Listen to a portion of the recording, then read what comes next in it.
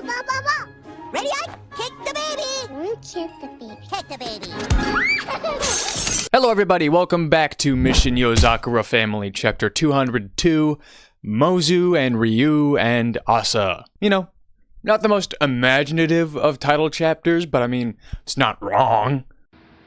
Did I just say title chapters? This week we get a nice little color page, nothing extravagant, but it's Shinzo and Nanao standing next to each other. Nanao being drawn in both his mutated and natural form. They also both have numbers on them corresponding to their birth order. Shinzo having the number 3 on his gloves, and Nanao having the number 7 on his tie. Honestly, it's really cool seeing Nanao's time skip design in color. I've always loved his design, the dynamic between his big and small forms. So if this is what we're going with for the rest of the series, I am here for it. But jumping into the chapter, we continue right where the last one left off, with Mozu and Ryu escaping underground and Nanao getting ready to attempt to retrieve them. And Nanao is out here looking... Wait.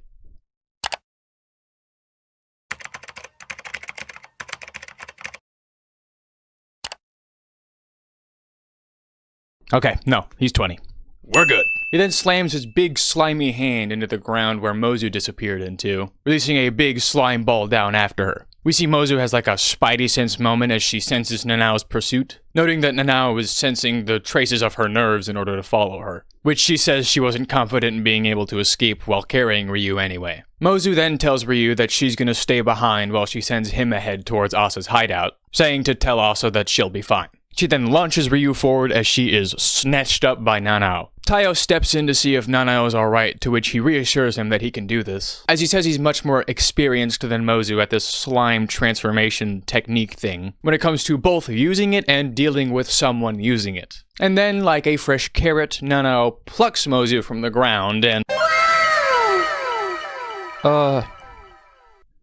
Was Mozu always this curvy? No fucking way, right? This motherfucker was like the same size as I last time we saw them, was she not? There is some science-y witchcraft bullshit going on right here. Nanao coldly greets Mozu, asking if she's still doing tasteless experiments on herself, which Mozu rebuts with a question, asking if she can dissect Nanao just one more time, which Nanao adamantly refuses, telling her to shut up and die as she keeps talking. God, I love abrasive Nanao. It just gets harder and harder to pick like a favorite out of the siblings, man. Mozu taunts Nanao, saying that since she analyzed his body cell by cell that he owes her. Then Nanao responds saying that she only did it to further her own selfish research, which he claims all ties back to one major theme. Resurrection! No, my bad, resurrection. I've been rereading Bleach, had it on the mind, that's on me. And everyone, or at least Taiyo, Mutsumi, Shinzo, and Kyoichiro look very disturbed by this reveal, as Nanao goes on to further explain that Mozu only wanted to use the Yozakura family's powers in order to further said twisted research, which is why she experimented on Nanao, and he assumes is why she is now siding with Asa, claiming her to be a narcissist that wouldn't ally with anyone for any reason other than pure selfishness, which pop the fuck off, Nanao. Nanao continues, asking Mozu if she used the idea of resurrection to bait Ryu into joining them, to which Mozu just laughs, saying that's a big accusation, and claiming that Ryu sided with Asa completely on his own accord. And hey, speak of the devil, we cut to Ryu, who is groggily waking up at the location that Mozu had sent him to, being woken up by the feeling of something wiping on his face, to which we see it's the small imp critter that was briefly seen with Asa the previous chapter. Honestly, he's not as ugly as I was expecting him to be. I was ready for some, like, gross, evil imp boy, but I still don't like him and want to punt him. He introduces himself as Yo, and we see he has the number 4 on his shirt, which we'll get to in a moment, but he shuffles around his robe saying he has a sort of welcome gift to give Ryu, and after doing the little where's my wallet dance, he pulls out a piece of candy and cheerily hands it to Ryu, who confusedly accepts it. That's when we hear Asa's voice talking to Yo, saying that dinner is ready, and he shouldn't eat candy beforehand lest he ruin his appetite. And we get to see the other silhouetted characters from last chapter also sitting around the dinner table, as Yo cheerily runs over, excited to eat some curry. I mean, at least we can get along with some things. But it's here that he also refers to Asa as his father, which, as we'll see, it seems that all these characters are, in some way, whether it be by blood or purely in name, the children of Asa. And as you may have guessed, with Yo having the number 4 on his shirt and him obviously looking the youngest, they seem to be named in order of their birth, similar to the Yozakura family. Though none of this factors in Tsubomi in any way, which is confusing to me because from what we see later in the chapter, it seems that these characters are also quite ancient. So I'm really curious as to what the deal here is. Like, are these guys blood related to Tsubomi, or I honestly have no idea. Asa greets Ryu and introduces himself, also telling him to not worry about Mozu, while inviting Ryu over to the table as he made curry for him as a welcome dinner. I love how polite he is too. He's like, well, have some if you haven't eaten already, you know, just not worry. What a sweet, sane, and chill guy. Also, just real quick, where the fuck are they? At first I thought they were like underground because everything either looks like it's made out of like rock or clay. Like the walls, floor, even the furniture. Motherfuckers living under Patrick's rock or something.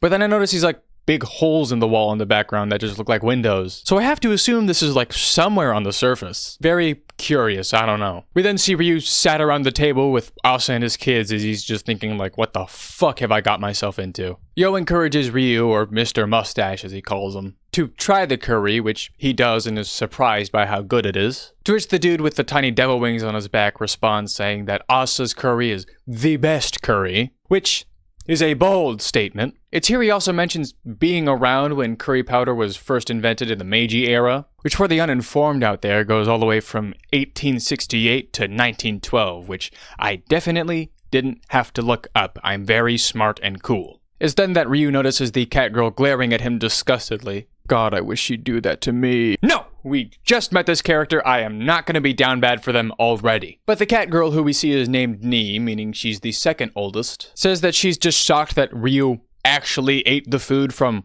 the weird, creepy guy he just met, not even like considering if it was poisoned or anything, which, fair enough, I mean, I thought the same thing at first. To which the final sibling we have yet to hear anything out of, Mr. Devilhorn, says that of course he has no reason to distrust them because they literally just helped him escape from his previous organization. We also see the guy, who is named Kazu, meaning that he's the firstborn, making instant ramen to eat instead of the curry Asa made. To which they just have like a real father-son moment. Ross is like, come on, at least try it. I put in potatoes. They're your favorite. To which Kazu's just like, shut up before my noodles get soggy. Which, I couldn't agree more. If you bother me long enough to make my cup noodles soggy, I will rain hell upon you. Then Mitsu, who is the guy with the devil wings and is the second youngest, yells at Kazu, telling him to be nice to Asa, which Kazu brushes off all the same, leading Mitsu to threaten to kill him. Then Kazu responds saying that if he's gonna kill anyone, it might as well be Asa, which makes me very interested in this Kazu dude's relationship with Asa, because it very clearly seems like he's not entirely fond of him, yet he is completely subordinate to him, as are all the other siblings. Ni chastises the two arguing brothers as Yo excitedly runs over to join them. And while the mice are out to play, Asa takes the opportunity to ask Ryu a question. Asa asks why Ryu joined him when he's very close friends with the Yozakuras, and Asa is very much their enemy. It's here that Ryu explains the journey that got him here, as he says that after Asa's visit to the Yozakura mansion prior to the time skip, Ryu basically went on a rampage as he went looking for any intel he could on Asa in order to expose him for the Yozakura's sake. It's then that Ryu cornered Mozu, who didn't make excuses or keep any secrets, but instead told Ryu straight up that Takemi can be brought back to life. Ryu says he's still unsure if he truly believes it and asks Asa if that is really true. Asa pauses for a moment before explaining to Ryu that while currently only theoretical, it is definitely possible. He then retrieves something from his breast pocket as he praises Mozu's scientific capability, claiming that she's studied the Yozakura's abilities to a far further extent than even he has. Asa explains that what he took out from his breast pocket is a dropper filled with Tsubomi's tears, which then he releases a single drop onto a potato chunk in his curry, causing it to morph and grow and giving it an aura that is very similar to the aura that surrounds Taiyo when he uses his true spring blooming. Asa explains that although the potato was changed at a molecular level due to the extreme heat, or if you're a normal person, he cooked a potato, the tears work directly on the base genome of the potato, which accurately recreates the original object, in this case the raw potato. Meaning that Asa and Mozu invented a real-life Minecraft item duplication glitch. Let's fucking go! Asa further explains that while up until this point they've only been able to make it work with simple organisms, like plants and stuff, they will eventually get to the point where it can work on humans as well. Continuing on, Asa commends Ryu for sending him the wedding footage of Taiyo using his true spring blooming, explaining that the white glow emanating from him means that his Yozakura blood has reached peak potency. which I feel like reinforces the connection between that and the white glow we saw coming off of the potato as it regenerated. So I'm assuming that the effects of Tsubomi's tears probably have something to do with her true spring blooming, given her nature of being able to give life to things and perform miracle cures and whatnot. It's then that also catches the attention of his squabbling children, as he goes on to say that it is now time to pluck the delicate fruits of the Yozakura family, since, as he puts it, the time is ripe.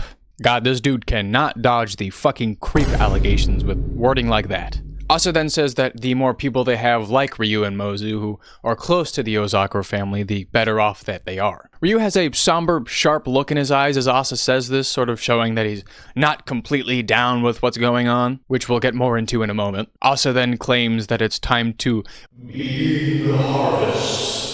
And we see his children looking off ominously, ready to start the hunt. It's now that we return to the wedding hall as everyone is reacting to Mozu's statement about Ryu voluntarily joining Asa. Mozu goads everyone talking like, oh, you tried so hard to convince him and he betrayed you anyway. Enraging Nanao as he encloses her completely in a big slime ball cage thing. Before Shinzo and Katana step in, telling Nanao to calm down and there's no need for that. Katana explains that Ryu isn't the type of weakling to cling onto something as stupid as bringing back the dead. To which Shinzo adds that Ryu must have some sort of plan, because that's just the kind of guy that he is. Kyoichiro takes control of the situation, leaving Nanao in charge of containing Mozu, and saying that if Asa really is on the move, that it's only better for them, as it'll only make him easier to find. He then concludes saying that it's not Asa hunting them, it is them hunting Asa now, bringing this roundabout of a chapter to a close. Woo!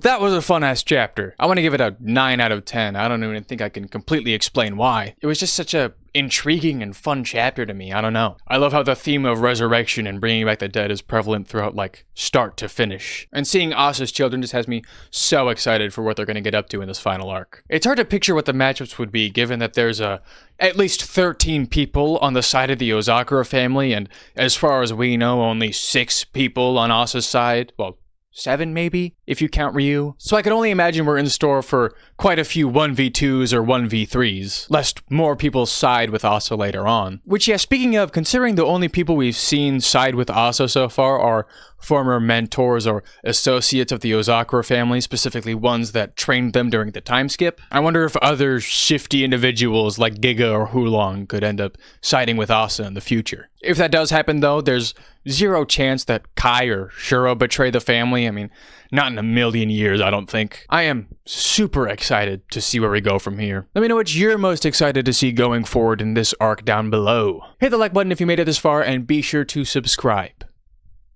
Do it. Take care, everybody. I hope you have a lovely day. Bye. Asa further explains that while up until this point they've only been able to make it work with simple organisms. Wow, what the fuck was that?